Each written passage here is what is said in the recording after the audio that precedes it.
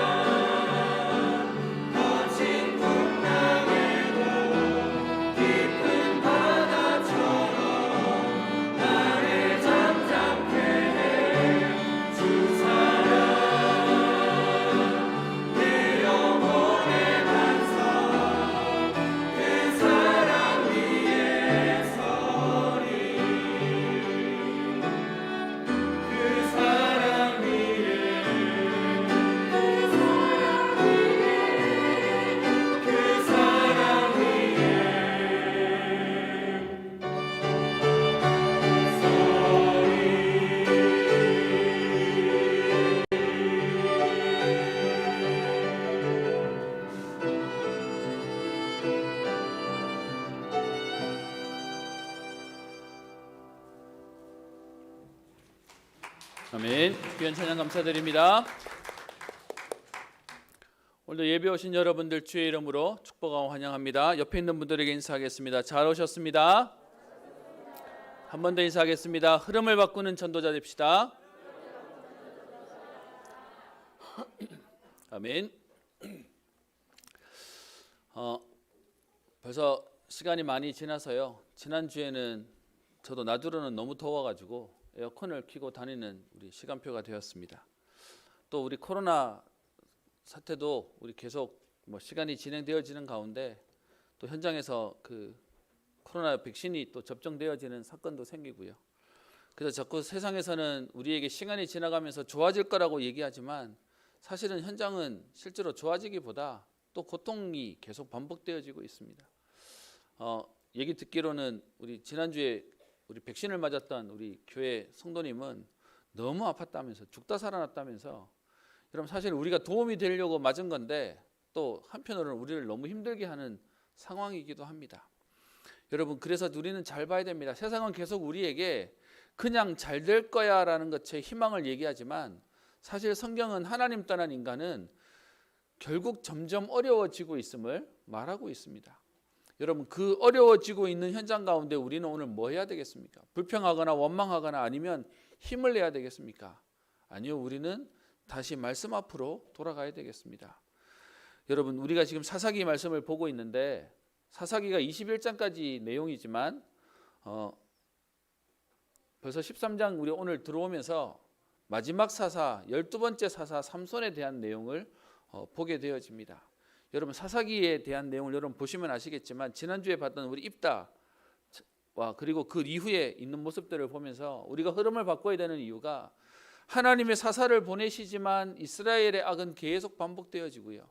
또 그 정도가 아니라 더 점점 무너지고 있는 일들이 계속 반복되고 있습니다. 여러분 그래서 우리는 현실을 보고 낙망할 이유가 없는 게 어차피 성경은 앞으로 시대는 점점 힘들어질 거라고 얘기합니다. 그렇기 때문에 그 속에 어려워지는 시대 속에 하나님은 하나님의 사람들을 인도하시고 보호하시고 그래서 그 현장을 살리는 전도자로 우리를 세우시겠다고 약속하셨습니다. 오늘 그 하나님 주시는 힘을 얻기를 소원합니다. 우리 사사기를 보면서 좀 안타깝지만 사실은 시대는 점점 어려워져 가요. 사사기의 주제를 한마디로 말하면 뭡니까? 그게 사사기 21장 25절 제일 마지막 절에 말하는 그때 이스라엘이 왕이 없으므로 자기의 소견에 옳은 대로 행하였더라. 좀 쉽게 말하면 그냥 자기 마음대로 그냥 하고 싶은 대로 살았다는 겁니다. 기준도 없이 하나님 말씀도 없이 그냥 자기 마음대로 살다 보니 더 망했음을 얘기하고 있습니다. 여기서 말하는 이스라엘의 왕은요 육신적인 왕만을 얘기하는 게 아니라 그리스도를 왕으로 모시지 않고 그리스도를 주인으로 모시지 않은 이스라엘 백성들이 세상의 이런 흐름 저런 흐름에 자꾸 영향을 받고 무너지고 있음을 얘기하는 겁니다. 그래서 사실은 사사기가 진행되어지면서 안타까운 건 사사들이 점점 더 무너져요. 점점 더 어려워져요. 또 이스라엘 백성들도 점점 문제를 당하게 됩니다. 우리 삼손에 대한 내용은 불신자도 워낙 영화로 많이 만들어졌기 때문에 삼손에 대한 얘기는 많은 분들도 알고 계십니다. 근데 여러분 이 삼손은 사실은 사사기에 나오는 마지막 사사지만 제일 사사 같지가 않아요. 그럼에도 불구하고 이 삼손에 대한 내용이 사사기에 있는 그 어떤 사람보다 가장 긴 장을 할애해서 삼손을 설명하고 있습니다. 오늘 마지막에 얘기할 건데 삼손을 보면서 우리가 봐야 될 여러 가지들이 담겨져 있습니다. 우리 그 부분들을 함께 좀 봤으면 하는데요. 여러분 삼손은 태어날 때부터 특별하게 태어났습니다. 그런데 그의 삶은 현장이 얼마나 무너졌는지 개인이 무너지고 시대가 무너지니까 삼손 개인도 무너지는 인생을 반복하고 있습니다. 그런데도 불구하고 사사의 자리에 들어온 이유가 뭡니까? 그럼에도 불구하고 하나님이 쓰신다는 겁니다. 그래서 오늘 저와 여러분들이 말씀을 보면서요. 오늘 저와 여러분들이 옛날 얘기가 아니라 오늘의 우리의 응답으로 말씀을 함께 받았으면 합니다. 그래서 사사기는 사실 끝으로 갈수록 점점점 더 우리의 인상을 찌푸리는 안 좋은 내용들이 계속 나옵니다. 오늘 우리 13장의 삼손에 대한 내용을 한번 시작해 보도록 하겠습니다. 여러분 13장 1절에 이스라엘 자손이 다시 여호와의 목전에 악을 행하였으므로 12명의 사사 가운데 지금 12번째 사사가 세워지는데 여러분 제가 처음 시작할 때 말씀드렸던 것처럼 인간은 몇 번 실수해 보면 정신 차려야 되는데요. 또 그 일들을 반복해요. 그래서 오늘도 말씀에 다시 이스라엘이 여호와의 목전에 악을 행했다라고 말하면서 오늘 더 안타까운 내용이 나옵니다. 여러분 40년 동안 블레셋 사람들에게 하나님을 떠나니까 인간의 문제는 하나님 떠난 데서부터 옵니다. 여러분이 실수하고 여러분이 잘못해서 오는 문제도 맞지만 그 이전에 우리가 실수하고 열심히 사는데도 왜 문제가 옵니까? 하나님 떠났기 때문에 오는 영적인 문제입니다. 그래서 이스라엘이 악을 행하니 다시 그들이 살려야 되는 흐름을 바꿔야 되는 그들에게 오히려 영향을 받게 됩니다. 그래서 블레셋에게 40년 동안 억압을 받게 되는데요. 여러분, 그동안 우리가 쭉 봐왔던 역사 가운데 하나님이 이스라엘 백성들을 정신 차리기 위해서 이 나라 저 나라 저 지파 저 족속 사용하는데 이번에는 블레셋을 사용하십니다. 근데 여러분, 안타까운 내용이 뭔지 아십니까? 지금까지 압제당했던 기간이 때로는 8년, 18년, 20년, 7년 이렇게 나왔는데 오늘 사사기에 나오는 압제 기간 중에 가장 긴 시간 동안 억압을 당합니다. 무려 40년이라는 세월 동안 지금 억압을 당합니다. 그래서 제가 시작할 때 얘기했던 점점점 이스라엘은 더 어려워지고 있어요. 문명은 발전하지만 그런데 하나님 떠나는 모습과 하나님을 배반하는 인간의 모습이 더 타락해서 더 고통의 시간이 길어져 있습니다. 그리고요, 그 사사 가운데 가장 긴 시간 동안 어려움을 당하는 그 모습 가운데 오늘 또 안타까운 내용이 하나 나옵니다. 제가 여러분께 드렸던 페이퍼에 보면 절망적이고 비참하다고 얘기하는데, 여러분 40년이라고 얘기하면 우리나라가 일본에 36년 있었는데 지금도 우리들 속에는 그 여러분 36년이 우리 어떤 면에서 뼛속까지 우리에게 불편한 부분이 일본이라는 나라가 되어 있지 않습니까? 40년 동안 어려움을 당한 이들에게 40년이 절망적일 수 있고 비참할 수 있는데, 여러분 진짜 비참한 건 그게 아닙니다. 이스라엘이 또 악을 행하는 반복된 패턴을 하는 잘못됨이 있음에도 불구하고 오늘 본문에 또 없는 게 하나 있어요. 우리 지난주에 봤던 내용 가운데 우리 입다 같은 경우에도 그가 사는 날 동안 평온하였더라는 말이 없었던 것처럼 오늘 13장 1절에도 평상시와 다른 말이 하나 있습니다. 이스라엘이 또 악을 행해요. 그것 때문에 하나님이 살려야 하는 이방 백성에게 억압을 당하는 안타까움이 생깁니다. 여러분, 그리고 나면 그 억압당하는 이스라엘이 그 다음 하는 행동이 뭐죠? 여호와께 부르짖었더라. 근데요, 그게 빠졌어요. 성경학자들은 어디까지 얘기하냐? 지금 이스라엘의 비참함은 어려움을 당하고 그리고 고통을 당하는 비참함이 아니라 어려움 속에 있는데도 불구하고 그 속에 여호와께 부르짖지 못하는 완전히 무너져 있는 이것이 가장 절망적인 겁니다. 어제 핵심 우리 어제 전도학 메시지에서 얘기하셨죠. 여러분, 우리가 불안하지 않은 것을 자꾸 불안하게 여기는 것을 정신문제라고 얘기하고 정신병이라고 얘기합니다. 또 반대로요, 불안해야 되는데 불안하지 않게 그냥 아무렇지 않게 사는 것을 가지고 영적 문제라고 얘기합니다. 여러분, 그래서 하나님 떠난 인간이 지금 문제 속에 와 있는데도 괜찮다고 그러고 살고 있는 거예요. 우상 숭배하면서 지금 집안에 문제가 왔는데도 불구하고 그냥 그러고 살고 있는 거예요. 지금 이스라엘 백성에게 가장 비참하고 절망적인 건 어려움 속에 있기 때문이 아니라 그 어려움 속에 있는 이스라엘 백성이 하나님을 찾지 않는 거예요. 하나님을 찾을 수 없을 만큼 무너져 있는 것이 가장 지금 비참함과 절망적인 모습으로 있는 것입니다. 여러분, 그래서 우리는 이 부분을 잘 봐야 됩니다. 사사기가 진행되어지고 마지막 12번째 사사기에 나오는 마지막 사사의 삼손이 세워지는 시대는 얼만큼 지금 무너져 있냐? 문제 가운데 하나님께 나오지 못하는 거예요. 오늘 새벽 기도를 하는데 평상시에 안 오는 청년이 한 명 교회를 와 있었습니다. 제가 평상시 같으면 어떤 마음이 드냐? 뭔 문제가 생겼구나. 무슨 문제일까? 걱정된다 했을 텐데 오늘 말씀 본문이 이거다 보니까 그 청년이 나와서 기도하는 모습을 보면서 사실 물어보지는 않았습니다. 뭔 생각이 들었냐? 문제 만났는데 나온 걸 보고 문제 만났구나 하고 걱정되는 게 아니라 그래도 기도하러 나왔네. 기특하다. 어떤 면에서는 잘했다라는 마음이 들더라고요. 여러분, 꼭 새벽에 와야만 기도하는 건 아닙니다. 그런데 우리도 모르게 큰일 났다고 얘기하면서 전혀 우리의 삶의 패턴은 바뀌지 않고요. 여전히 그냥 묶여있고 잡혀있는 대로 매여있는 게 우리의 모습이기도 합니다. 여러분, 이런 상황이면 어떤 면에서는 정말로 비참한 거겠죠. 그런데 여러분, 이런 우리 인간을 하나님은 절대 내버려 두시지 않습니다. 우리가 하나님 자녀가 되었다는 건 하나님은 포기하지 않으신다는 겁니다. 그래서 이스라엘이 지금 문제를 만났는데 그 가운데 기도할 힘이 없고 하나님을 찾을 힘이 없는 이스라엘 백성을 하나님은 가만두지 않으시고요. 하나님께서 오늘 역사하십니다. 그 역사의 내용이 오늘 13장 2절부터 나와 있죠.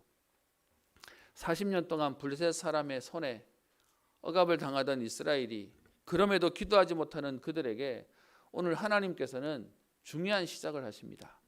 그게 13장 2절에 소라 땅이라고 하는 지명의 단 지파의 가족 중에 사사를 소개하는 데 있어서 계속 지파를 소개하고 있죠. 이번에는 단 지파를 하나님이 사용하십니다. 그 가족 중에 마노아라고 이름하는 사람이 있는데 지금 그 사람의 가족에 대한 배경들을 설명합니다. 여러분 보세요. 이스라엘이 지금 어려움을 당하고 있는데 시대가 문제를 당하고 있는데 개인이 잘 먹고 잘 산다. 여러분 그게 복이 맞습니까? 그게 복이 아니겠죠. 또 반대로 여러분 시대가 어려움을 당하는데 개인도 가정도 어려움을 당한다면 더 비참하겠죠. 오늘 본문 속에 13장 2절에 보면 하나님의 시작하심과 역사하심이 나오지만 그런데 가장 비참한 상태의 얘기를 하고 있습니다. 나라도 시대도 시끄러운데 지금 가정의 문제가 뭐냐? 여러분 이 당시에만 해도 아이를 못 낳는다는 것은 하나님께 저주받았다고 후대와 자녀에 대한 부분이 하나님 주신 기업이라고 알고 있었기에 자녀를 출산하지 못하는 것을 하나님께 저주받았다라고 하는 문화가 있는 지금 시대입니다. 그 가운데 지금 이 가정이 자녀가 없어요. 여러분 어떤 면에서는 가장 절망적일 수 있어요. 시대가 절망적인데 가정까지 절망적이에요. 여러분 그리고 더 안타까운 건 뒤에 가보면 여러분 이들이 하나님의 사자가 와서 얘기하는데 하나님의 사자를 전혀 알아보지 못하는 내용이 나와요. 그 얘기는 개인도 사실은 무너져 있었다라고 하는 내용입니다. 그런데 하나님이 그 무너져 있는 현장 가운데 하나님의 역사를 시작하세요. 그게 뭡니까? 3절 여호와의 사자가 그 여인에게 나타나서 여러분 재밌는 건 성경은요. 지금 주인공으로 쓰는 건 지금 삼손의 어머니 마누아의 아내인데 남편 마누아는 이름을 밝히면서 아내는요. 이름도 말하지 않아요. 누군지도 몰라요. 그런데 오늘 그 이름 없는 사람을 통해 하나님의 일을 시작하고 계십니다. 여호와의 사자가 그 여인에게 나타나서 말합니다. 보라 내가 본래 임신하지 못함으로 출산하지 못하였으나 이제 임신하여 아들을 낳게 될 것이다. 그러면서 5절에 지금 약속하고 있는 언약으로 말씀하고 계시는 바가 있습니다. 여러분 보세요. 시대 문제와 가정 문제와 개인 문제 속에 있던 이 사람이 소망이 없는데 하나님이 나타나셔서 하나님의 사자를 보내서 오늘 소망을 던지고 계십니다. 하나님의 역사를 말하고 계십니다.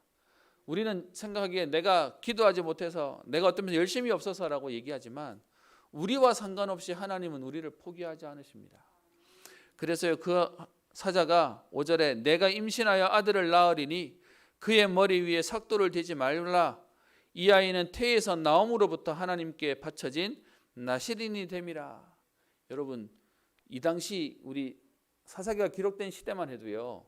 신분이 굉장히 중요했습니다. 그래서 레위 지파는 레위 가족으로만 레위 지파의 다른 말로 제사장 가문의 혈통을 이을 수 있었기 때문에 레위 가문이 아니면 제사장 반열에 들어가지를 못해요. 그런데 그 제사장 가문이 아니어도 내가 일정 기간 동안 하나님 앞에 서약해서 나를 드리겠다고 얘기하는 사람들을 위해 만들어 놓은 제도가 나실인입니다. 그런데 오늘 이 나실인의 제도가요. 태어나면서부터 죽을 때까지 나실인으로 하나님이 아예 딱 특정하셔서 사람을 보내시는 장면이 나옵니다. 여러분 그게 기적이죠. 오늘 이 여인에게 세 가지를 말합니다. 아이를 놓지 못하는 네게 아들을 낳게 될 것이다. 자녀를 가질 것이다. 두 번째, 그 자녀는 하나님께 바쳐진 태어날 때부터 구별된 나실인이다. 그리고 세 번째는요. 그 나실인을 통해서 5절 중간부터 나오죠. 그가 블레셋 사람의 손에서 이스라엘을 구원하기 시작하리라. 여러분 그 후대를 통해서 하나님이 구별된 후대를 통해서 하나님의 역사를 이루어 가시겠다라고 말씀하고 계십니다. 그래서 오늘 제목을 오늘 13장 5절에 나오는 이스라엘을 구원하기 시작하시리라. 그래서 하나님의 시작으로 제목을 잡았습니다. 여러분 어떤 면에서는 우리가 막 준비되었을 때 하나님 역사하십니다. 그런데 우리가 기도할 힘이 없고 우리가 지금 일어설 힘이 없는 우리를 하나님은 나무라지 않으시고요. 오늘 우리에게 하나님의 역사를 시작하십니다. 오늘 그 하나님의 시작을 보고 오늘 여러분 힘을 얻으시고 그 하나님 앞에 오늘 응답받아지며 인도받아지는 축복을 누리기를 주의 이름으로 축원합니다. 여러분, 그래서 오늘 너의 후대를 통해 네게 자녀를 줄 것이고 네 자녀가 구별된 나신으로 하나님은 택하셨고 그를 통해서 이스라엘을 구원하기를 시작하신다라고 말씀하십니다. 우리의 후대들을 통해 하나님은 하나님의 역사를 이루시겠다는 겁니다. 여러분, 이건 저 한나의 기도하고 또 다르죠. 한나는 어떤 면에서 부모가 똘똘하고 부모가 막 언약 잡고 기도했더니 하나님이 자녀를 주셨다고 되어 있는데, 오늘 본문에는요, 여러분 이 얘기는 그러면 가만히 있고 어떤 면에서 멍 때리고 있어도 하나님 역사하시냐, 그렇게 말하자는 게 아니라 하나님은 필요하다면 우리가 미처 언약 잡지 못했을 때도 하나님은 일하고 계신다는 겁니다. 그 하나님께서 그런 나시린을 후대를 주시겠다라고 얘기하면서 하나님이 당부를 하나 하시죠. 그게 4절입니다. 네 자녀만 나시린이 아니라 너도, 그러므로 너는 삼가 포도주와 독주를 마시지 말며 어떤 부정한 것도 먹지 말지니라. 무슨 말입니까? 자녀만 나시린이 아니라 그 나시린을 줄 테니 너도 나시린의 삶의 자세로 살도록 말씀하고 계시는 겁니다. 여러분, 우리가 그런 말 있죠. 자녀한테는 남한테는 바람풍하라고 하면서 자기는 계속 바람풍하면 안 된다고 얘기하듯이, 자녀를 나신으로 키우기 위해 오늘 부모의 결단과 또 부모의 오늘 믿음을 하나님이 요구하고 계시는 겁니다. 여러분, 이런 상황을 오늘 보면서 우리가 봐야 될 게 있습니다. 이 얘기를 듣고 나니 지금 6절의 여인이요, 이게 꿈인지 생시인지 궁금한 겁니다. 그래서 그 여인이 가서 그의 남편에게 말합니다. 하나님의 사람이 내게 오셨는데. 여러분, 오늘 여기서 하나님의 사람과 그리고 3절에 나오는 여호와의 사자를 구별하셔야 됩니다. 무슨 말이냐면 단순히 하나님이 보내신 심부름하는 인간이 왔다는 것과 오늘 하나님이 보내실 때 천사를 보냈다는 의미로서의 말하는 사자의 의미는 다릅니다. 그래서 하나님은 하나님이 일을 할 사람을 보냈는데 자꾸 오늘 그 마누아의 아내는 자꾸 사람을 자꾸 얘기합니다. 다른 말로 얘기하면 하나님의 사인인지도 정확히 몰라요. 그냥 뭔가 특별한 귀인이 오셔가지고 특별한 말을 해줬어 정도만 생각하는 겁니다. 하나님의 사람이 내게 오셨는데 그의 모습이 하나님의 사자의 용모 같아서 심히 두려움으로, 천사가 왔는데 천사의 용모를 가졌는데 천사 같대요 라고 놀래고 있는 거죠. 그래서 어디서부터 왔는지 내가 묻지 못하고 이름도 내가 물어보지 못했는데 그가 말하기를 7절에 내가 임신하여 아들을 낳을 것이고 그래서 포도주와 독주를 마시지 말고 부정한 것도 먹지 마라. 이 아이는 태어나면서부터 죽을 때까지 하나님께 바쳐진 나신으로 하나님이 주신다. 그러면서 그가 이스라엘을 구원하기를 시작하실 거다는 내용을 또 빼놓고 또 전달하죠. 이렇게 얘기를 했더니 이 얘기를 들은 마누아가 뒤에 8절에 하나님 앞에 기도합니다. 하나님, 나는 못 봤어요. 내 아내는 봤지만 나는 못 봤으니 다시 그 사람을 보내어 주셔서 우리가 어떻게 행할지를 알게 해주세요 라고 얘기합니다.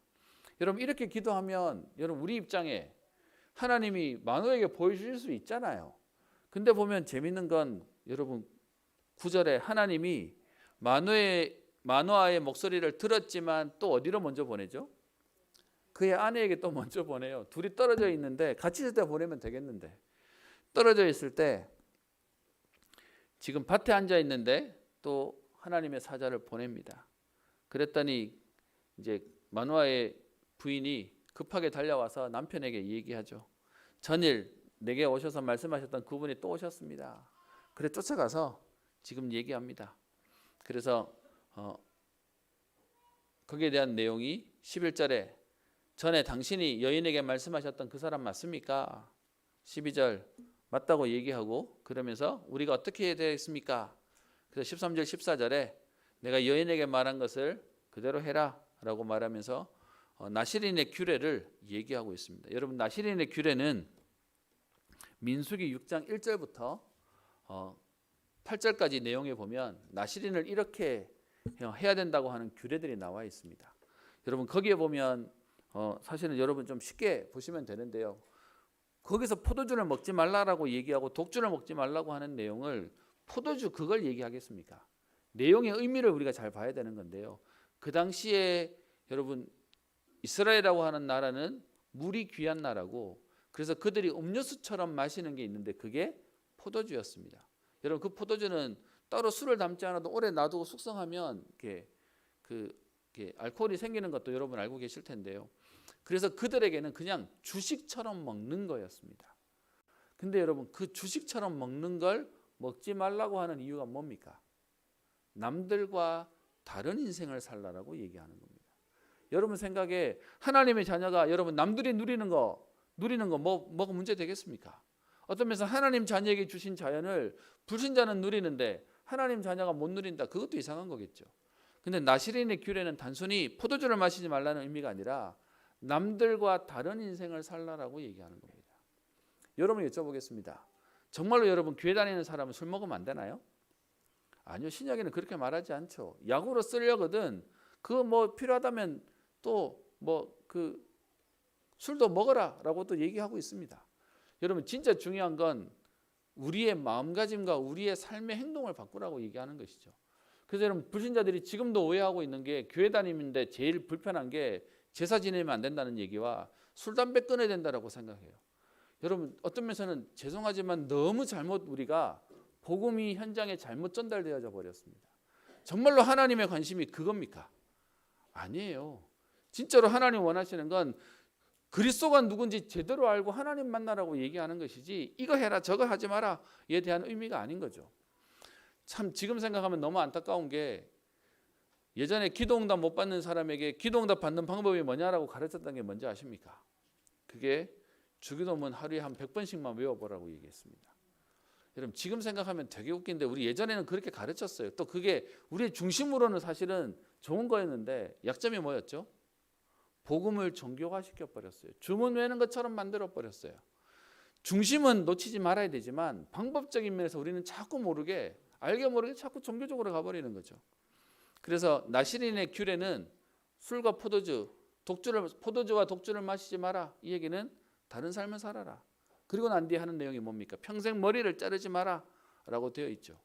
여러분 여기서 말하는 머리는 무슨 의미를 얘기하죠? 여러분 집에 계시다가 나가서 사람을 만나거나 집 밖으로 나가실 때 제일 먼저 하시는 게 뭡니까? 머리부터 만지잖아요. 여러분 그런데 그 머리를 자르지 말라는 얘기는 모든 사람들이 관심이 있는 외모와 외향적인 것 말고 하나님 앞에 너 자신을 드려라 라고 하는 의미의 그 외모 가꾸는 일을 중요시 여기지 마라라고 얘기하는 겁니다.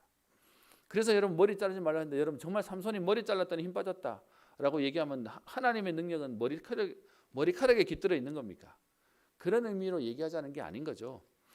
그래서 그 나시린에 대한 오늘 언약을 말씀하고 계시는 겁니다. 여러분 이 일을 놓고 우리는 오늘 말씀 가운데 무엇을 봐야 되겠습니까? 많은 사람들이 그런 얘기합니다. 망했다라는 말을 너무 잘 쓰고요. 우리 아이들 같은 경우에도 그냥 얘기가 그냥 제스처예요. 그냥 망했어라는 말을 너무 많이 듣습니다. 여러분 우리도 모르게 나는 끝났다라고 생각하는데 사실은요 하나님은 아직 시작도 안 하신 겁니다. 오늘 우리는 말씀을 통해서 봐야 될 게 있습니다. 그게 뭐냐 하면 보세요. 이스라엘은 또 여호와 앞에 악을 행해서 블레셋에 압제를 당합니다. 그것도 가장 긴 40년의 세월 동안 어려움을 당하고 있고요. 그 어려움 당하는 동안 여호와를 찾을 힘도 없을 만큼 무너져 있습니다. 그리고 오늘 시대는 그렇지 개인은 또 가정은 또 어떻게 해요? 가정의 문제는 또 와 있어서 전혀 뭔가를 할 수 없는 상황 속에 있는 상황이었습니다. 근데 여러분 성경에 보면 여러 군데에 뭔 내용이 나오냐? 이런 절망 가운데 하나님은 하나님의 일을 하세요. 어떤 면에서는 여러분 분명히 자녀를 낳아서 잘 기르고 키우는 게 응답인데 하나님이 중요한 사람을 쓰시는 가운데는요. 지금 이런 문제 가운데 있다가 하나님은 축복의 발판으로 만드시는 내용이 성경에 여러 군데 있습니다. 여러분 그렇다면 오늘 우리는 봐야 되죠. 문제는 우리에게 문제가 아니라 하나님이 일하고 계시고 하나님이 역사하시는 게 맞다면 우리에게 문제는 축복의 발판이 되고 통로가 되는 것입니다. 여러분 지금 시대에 문제가 와 있어요. 그리고 가정과 개인에게 문제가 와 있어요. 그런데 하나님은 그 가운데 오늘 하나님의 역사를 통해 하나님의 일을 시작하시는 겁니다. 그렇다면 여러분 오늘 혹시 문제 만난 분 계십니까? 그 문제가 오늘 여러분의 언약으로 붙잡으시면 되는 겁니다. 오늘 그 문제가 여러분의 발판으로 가면 되는 겁니다. 제가 자주 여러분께 말씀을 드렸던 서울대 앞에 가면 그 서울여상이라고 하는 우리 대구로 치면 예전 제1여상 같은 이렇게 실업계 가운데 가장 이렇게 뛰어난 학교가 하나 있습니다.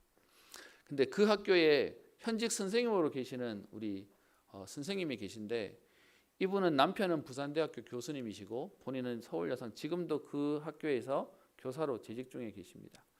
학교 다닐 때 원래 불신자였는데 어릴 때부터 수학 공부, 암산을 공부해가지고 우리나라 기네스에 암산으로는 1등 그거 타이틀을 가지고 계신 분이십니다.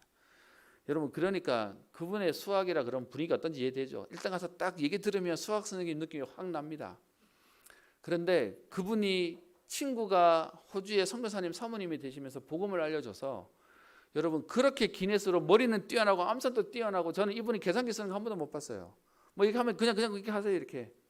그런데 그런 분인데 본인은 행복하지 않았대요. 본인은 매일 불면증에 어떤 면에서는 잠을 설치고 머리가 아픈 걸 깨지는 그런 일들을 겪는데, 그러다가 친구가 전해주는 복음을 받고 하나님 자녀가 되었습니다. 그리고는 본인에게 있던 문제가 끝나버렸어요. 그러면서 이분이 학교에서 뭐하냐? 그 서울여상에서 아이들을 모아놓고 사역을 하는데, 이 사역이 지금 20년이 넘었습니다. 본격적으로 사역하려고 집을 아예 뭐 해버렸냐? 그 서울여상 앞에 있는 빌라 집을 사버리셨어요. 그래서 학교 끝나고 나면 아이들이 그냥 그 앞에 와서 본인 집에서 모임을 하도록, 제가 사역할 때 한번 가봤더니 졸업한 선배가 와가지고 이끌어줄 만큼, 여러분 20년이 넘으니까 전통이 생겨버리는 겁니다. 거기에 남편은 부산대 교수님이니까 일주일 동안 내려가 계시는 거죠. 집은 그냥 오픈돼 있어요. 그냥 이렇게 와서 그냥 사역하면 되도록 뭐 그런 집이었습니다. 그런데 그 가정에 딱 약점이 하나 있어요. 뭐가 하나 있냐면 그 두 분이 자녀가 없어서요. 그래서 처음에는 물어보지도 못하겠고, 여러분 요즘은 아시죠? 궁금해도 묻지 않는 게 요즘은 이렇게 배려가 될 수 있는 시대가 돼버려서, 그래서 이렇게 눈치를 보니까 자녀가 없으세요. 그러니까 어떤 면에서는 좋은 의미로는 마음껏 사역하실 수 있고, 나쁜 의미로는 좀 이렇게 렘넌트 사역하고 막 제도들도 있고 막 하는데도 불구하고 이 부분은 좀 그러시겠다. 근데 제가 묻지 않았는데요, 눈치가 있으셔서 그런지 저한테 먼저 얘기를 하시더라고요. 목사님, 하나님 앞에 사실 자녀를 놓고 많이 기도했었다. 남편 되는 우리 교수님하고도 많이 이거 가지고 기도도 하고, 그 남편은 기존교회 다니시는 우리 성도님이셨고요. 자녀를 놓고 그렇게 기도했는데 하나님이 결국은 안 주시더라. 근데 지금 와서 보니까 하나님이 내 자녀만 들여다보라고 하는 사인이 아니라 지금 렘넌트들을 사역하라고 하는 게 하나님이 내게 주신 사인으로 내가 알게 되어서 지금은 얘네들이 내 딸들입니다. 얘네들이 내 자녀들입니다. 라고 고백하시더라고요. 저는 그분의 얘기를 들으면서 느껴진 게 있습니다. 여러분, 우리가 생각하기에 응답이라고 하는 게 응답 아닐 수도 있겠구나. 어떤 면에서 문제라고 하는 게 문제 아닐 수 있겠구나 라고 보였습니다. 여러분, 지금 13장 1절부터 우리 오늘 읽었던 7절에 있는 상황 가운데 시대는 무너졌어요. 여러분, 그 가운데 우리 자녀들 잘 놓고 잘 먹고 잘 살면 그거 응답받고 있는 거 맞습니까? 여러분, 어떤 면에서는 시대가, 나라가 망했는데 우리 가정이 지금 잘 되고 있는 게 잘 된 거 맞습니까?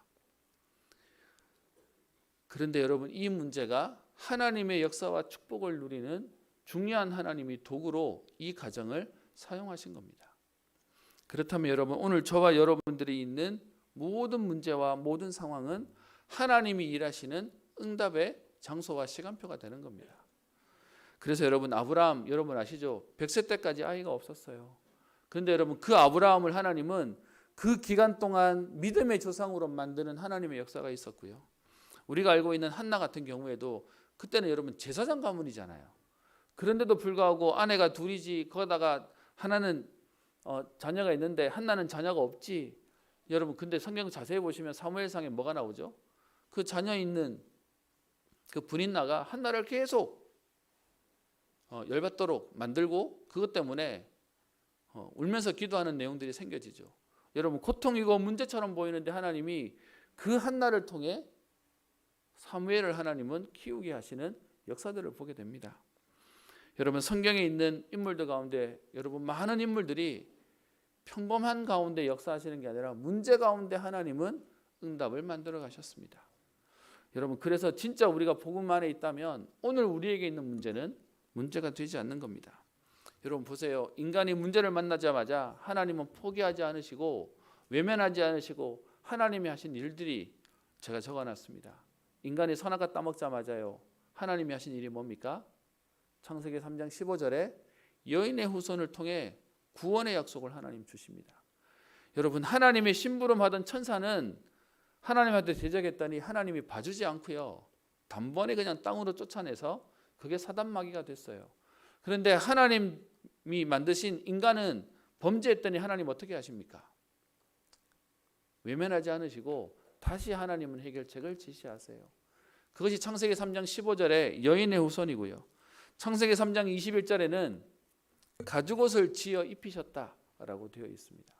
무슨 말입니까? 그리스도의 상징으로 그 피 묻은 그 어린 양의 그 가죽옷을 아담에게, 하와에게 입히신 것이죠. 출애굽기 3장 18절, 이사야 7장 14절, 마태복음 1장 21절 전부 무슨 내용 나옵니까? 하나님이 우리를 절대로 외면하거나 방치하거나 버려두시지 않는 하나님이십니다. 그래서 그런 우리에게 하나님이 찾아오셔서 하나님이 역사하시는 거죠. 오늘 이렇게 찾아온 하나님의 사자를 마노아가 뒤에 17절에 가면요, 여호와의 사자에게 말하되 당신의 이름이 무엇입니까? 당신의 말씀이 이루어질 때 우리가 당신을 존귀 여기리이다. 그랬더니 18절 여호와의 사자가 이름을 얘기합니다. 내 이름은 뭐라고요? 기묘자라. 여러분, 기묘자라는 말에 말씀이 나오는 데가 어디입니까? 그게 이사야 9장 6절에 나옵니다. 한 아이가 낳고 그 어깨에는 정사를 메었다라고 얘기하면서 기묘자라 모사라라고 하면서 기묘자라는 이름이 나옵니다. 여러분, 우리 한문적인 표현이라 좀 어려운데 그 기묘자가 영어 성경에 보면 원더풀이라고 나와 있습니다. 놀라운, 신기하고 놀라운 이름이다라고 말하는 거죠. 여러분, 우리 생각에 우리 그런 말 있지 않습니까? 콩 심은 데 콩 나고 팥 심은 데 팥 나고요. 예전에는 개천에 용 난다 그랬는데 요즘 갈수록 그런 말 하죠. 이제는 개천에 용 나는 시대가 아니야 라고 얘기하죠. 그런데 오늘 말씀을 보면 오늘 말씀에 딱 하나님이 하나님 자신을 설명합니다. 나는 기묘자다. 하나님은 오늘 세상의 사람들이 설명할 수 없고 말할 수 없는 오늘 놀라운 일을 일으키시는 하나님이시다라고 말씀하고 계십니다. 여러분, 우리가 계속 기도하고 있는 우리 신미경 집사님, 또 우리 수진 양 놓고 기도해 주시기 바랍니다. 지난번 그 사건이 생기고 난 이후에 그 목에 호흡하기 위해서 그 호스를 꽂아놓고 여기로 음식을 지금 먹는다고 얘기합니다. 그리고 또 몸에는 또 저 소변을 받아내기 위해서 소면줄도 몸에 달고 있는데 문제는 인지 능력이 확실히 떨어지면서 이것도 막 잡아 당기려고 막 이렇게 뜯어내려고 막 한답니다. 그냥 아이가 돼버리면서 때가 늘었답니다. 그러니까 이제는 생명에는 문제가 안 되는데 이걸 케어하는 부모가 날마다 그 아이는 지금 고집 부리고 점점 애가 돼가고 때는 늘고 그 상황 가운데 우리 집사님은 말려야 되는 상황이 되면서 여러분들의 기도가 필요한 게 부모가 지치지 않아야 되는 상황이 되어버렸습니다. 여러분, 이 상황을 우리가 들으면 안 쉬운 것도 여러분 알 겁니다. 여러분, 멀쩡한 사람도 옆에서 케어하는 게 쉽지 않은데 지금 갑자기 인지 능력이 떨어진 아이를 케어하는 상황이 얼마나 안 쉽겠습니까? 근데 여러분, 이 상황을 놓고 우리가 불평하거나 걱정하는 게 아니라 오늘 말씀 속에 나오는 기묘자다. 내 이름은 기묘자다. 무슨 말입니까? 하나님은 오늘 하나님의 일을 시작하시겠다는 겁니다. 하나님의 역사를 만들어 가시겠다는 겁니다. 내 형편을 알고 계시는 하나님이 우리를 그냥 방치하지 않으시고 우리를 내버려 두지 않으시겠다는 겁니다. 실제로 우리 뒤에 보게 될 삼손의 얘기를 보면요, 사사인데 제일 사사 같지 않아요. 나실인인데 나실인 같지도 않아요. 근데 여러분, 신기한 건 뭐냐? 그런데도 하나님이 그 삼손을 써요. 여러분, 이게 무슨 것을 설명하냐? 하나님의 기묘하심과 놀라움을 얘기하는 겁니다. 여러분, 우리가 모자라기에, 어떤 면에서 우리가 안 되기에, 아니면 누구는 훌륭하기에 될 것처럼 보이지만 하나님 그렇게 안 하시잖아요. 그래서 그 하나님의 놀라움의 역사들을 우리가 안다면 오늘 우리의 자산은 달라집니다. 죄송합니다. 제가 뭐 조금 무식한 사람인데 그 원어적인 면을 쓰려고 제가 오늘 프로스라는 단어를 하나 썼습니다. 헬라어의 전치사인데요. 무엇을 향하여라는 뜻을 가지고 있습니다. 쉽게 얘기하면 여러분 우리의 자세는 뭐냐? 하나님이 오늘 놀라운 일을 하실 수 있다는 사실을 안다면 우리는 오늘 그 하나님 바라보고 있는 겁니다. 여러분 그 프로스라고 하는 뜻의 의미는 뭐냐 하면 그냥 막연하게 그냥 멍 때리는 의미로서의 바라본다는 의미가 아니라 왜 그런 거 있죠. 저는 뭐 짐승 안 키우지만 여러분 집에 애완견이 여러분한테 막 달려와 가지고 이렇게 막 재롱 떨고 여러분 손짓 하나에 굴렀다가 막 이렇게 뭐 이렇게 재롱도 부리고 하는 그런 이렇게 자세. 다른 말 얘기하면 인간이 하나님을 향해서 하나님이 주실 은혜를 기대하고 응답을 기대하면서 하나님만 바라보고 있는 그거. 좀 쉽게 얘기하면 여러분 갓 태어난 아이가 엄마 아빠 쳐다보고 이렇게 떨망떨망하게 웃고 있는 거예요. 그래서 그 앞에서 재롱 떨고 있는 거예요. 그게 프로스 향하여라는 뜻입니다. 그 속에는 어떤 의미가 담겨져 있냐 하면 신발끈을 묶는다는 의미가 있습니다. 여러분 갑자기 오늘 나가가지고 바깥에서 달리기 합시다라고 얘기하면 여러분 나가시면서 전부 뭐 하시겠습니까? 신발끈 묶겠죠. 제대로 뛰려고. 무슨 말이냐? 하나님의 말씀이 떨어지면 뛰겠다라는 마음으로 하나님을 향하고 있다는 겁니다. 하나님이 사인을 주시면 내가 달리겠다는 의미를 가지고 있는 그 단어가 프로스라고 하는 단어입니다. 무슨 말이냐? 하나님이 내게 곧 역사하실 거니까. 하나님이 곧 내게 응답하실 거니까 그 하나님의 응답이 오면 나는 달려간다. 그래서 오늘 우리의 자세는 하나님이 하시는 시작을 놓고 우리는 준비하고 있는 겁니다. 누가복음 18장에 우리가 잘 알고 있는 불의한 재판관에 대한 비유를 예수님이 얘기하시죠. 그러면서 시작할 때 이렇게 얘기합니다. 항상 기도하고 낙심하지 말아야 할 것을 비유로 말씀하시며. 여러분 무슨 말입니까? 하나님은 역사하시고 하나님은 시작하실 것이기에 우리로 하여금 낙심하지 말라는 겁니다. 포기하지 말라는 겁니다. 하나님 사인이 오면 뛰어갈 준비를 하고 있으라는 겁니다. 그러면서 여러분 18장 7절에 불의한 재판장도 그 과부의 원한을 들어주시는데 하물며 하나님께서 그 밤낮 부르짖는 택하신 자들의 원한을 풀어주시지 아니하겠느냐? 그들에게 오래 참으시겠느냐? 그러면서 18장 8절에 내가 너희에게 속히 이르노니 속히 그 원한을 풀어 주시리라. 그러나 인자가 올 때에 세상에서 믿음을 보겠느냐 하시니라. 하나님은 우리에게 응답하시겠다는데 우리가요 그 앞에 가지를 않는 거예요. 제가 예전에 청년 사역할 때 보니까 요즘은 여러분 예전에는 남자가 막 대시해서 이렇게 자매들을 이렇게 붙잡았잖아요. 요즘은 시대가 확실히 변했어요. 여러분 이제는 만화 영화 주인공도 이제는 여자가 주인공이 되고 남자가 옆에서 들러서 백마탄 왕자가 아니라 여자가 주인공이고 남자가 옆에서 하는 시대가 됐어요. 변했어요 완전히. 그러다 보니까는 제가 자매들한테 부탁하는 게 있습니다. 너네들이 좀 눈에 안 차도 웬만한 남자들이 오면 넘어가줘. 그냥 좀 이렇게 기회를 줘라고 얘기했더니 그때 우리 여자 청년들이 하는 말이 있습니다. 여러분 이상하게 교회는 요즘은 아시죠 여러분 반에서 1등하는 친구도 여자애들이고 막 믿음 좋은 애도 여자애들이고 이러다 보니까 흐름이 좀 그랬어요. 그랬더니 그 여자애들이 하는 말이 있었습니다. 청년들이 뭐라고 얘기하냐? 목사님 10번 찍어서 안 넘어간다고 얘기하는데 요즘은 10번 찍는 남자들이 없어요. 넘어가지고 싶어도 넘어갈 수가 없어요 라고 저한테 얘기를 하더라고요. 지레 겁먹어 버리니까 대시 안 한다는 거예요. 제 옆에서 들으면서 그럴 수도 있겠다 라고 생각이 들었습니다. 여러분 무슨 얘기하냐? 하나님 앞에 우리가 하나님이 하실 일들을 기다리고 있으면 되는데 우리 스스로 딱 안 된다고 포기해버리니까요. 하나님은 사인을 주시는데도 불구하고 계속 우리하고는 상관없게 지나가 버리는 거죠. 그래서 내가 다시 올 때 믿음 보겠느냐? 여러분 여기서 말하는 믿음이 뭡니까? 오늘 하나님은 시작하시는 겁니다. 그래서 우리는 포기 안 하고요. 뭐만 하면 되겠습니까? 사도행전 1장 8절에 우리 예전에는 오직 또 아니면 전혀 오로지라고 얘기하면서 그 하나님 바라보라라고 얘기했습니다. 여러분 하나님이 시작하실 것을 안다면 하나님의 역사를 안다면 우리는 포기할 이유가 없습니다. 우리는 오늘 앞장설 이유도 없고요. 하나님이 하실 것을 놓고 우리는 뭐 하면 되죠? 믿음으로 그 자리를 우리는 인내로 지켜가면 되는 겁니다. 인도받아가면 되는 겁니다. 말씀을 마치겠습니다. 삼손에 대해서 할 얘기가 굉장히 많습니다. 근데 그 중에 오늘 하나님이 삼손을 부르신 지금 세우신 시대가 녹록하지 않았습니다. 그런데 하나님은 그 시대를 놓고 오늘 삼손과 삼손의 부모를 준비시킵니다. 예전에 유 목사님 그런 표현했습니다. 워낙에 현장이 안 되어 있기 때문에 우리가 조금만 해도 하나님은 역사하신다.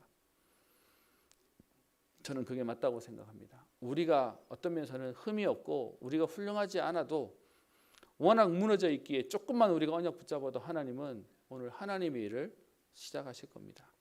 여러분 그 응답을 누리고 오늘 여러분 현장에서 포기하지 마시고 믿음으로 기도하고 여러분 그래서 예배와 여러분의 삶과 또 여러분에 있는 삶의 모든 언약들을 놓치지 마시고 오늘도 믿음으로 달려가며 그 성취를 누리고 흐름을 바꾸는 주역 되시기를 주의 이름으로 축원합니다. 기도합니다. 살아계신 하나님 아버지 감사를 드립니다. 우리가 기도하지 못하며 기도할 힘이 없어 무너져 있을 때 우리를 나무라지 않으시고 포기하지 않으시고 하나님께서는 하나님의 계획과 하나님의 일들을 이루시며 시작하심에 감사를 드립니다. 하나님 오늘 우리에게 그 하나님의 시작을 볼 수 있는 눈을 허락하여 주옵시며 하나님이 하실 것을 믿고 오늘 믿음으로 준비되어지며 자세를 갖추며 하나님 오늘도 하나님 앞에 달려갈 수 있는 응답을 허락하여 주옵소서. 저들 때문에 저들의 개인과 저들의 가정과 또 시대가 흐름이 바뀌어지는 응답을 누리는 주역이 되게 하여 주옵시며 하나님 오늘 이 자리에 또 예배드리는 모든 말씀 듣는 사람들에게 하나님께서 은혜를 더하여 주셔서 하나님의 역사가 시작되어지고 하나님의 응답을 보는 축복의 걸음 되게 하옵소서. 감사드리며 예수님 이름으로 기도합니다. 찬송가 329장입니다.